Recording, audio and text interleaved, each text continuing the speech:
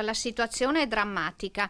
Noi dovevamo aprire il 4, poi ci avevano slittato all'11 che già ci sembrava tanto e poi adesso al 18.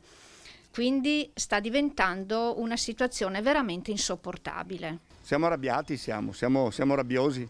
Il problema è come ripartiremo a lavorare. Adesso mi parlano di sanificazione di certificato. Ho chiamato la ditta, c'è una sanificazione da fare perché?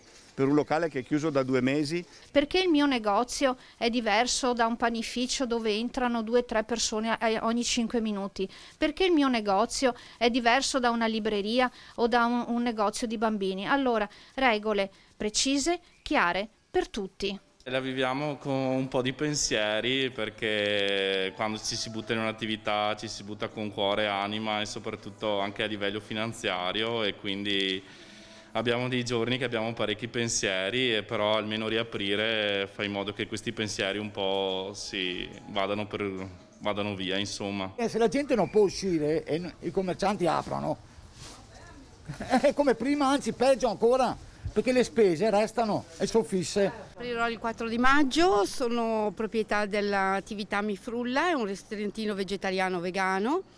Come tutti i locali faremo il takeaway e asporto. Il takeaway è la nostra salvezza, ma bisogna vedere la disponibilità economica che hanno le persone.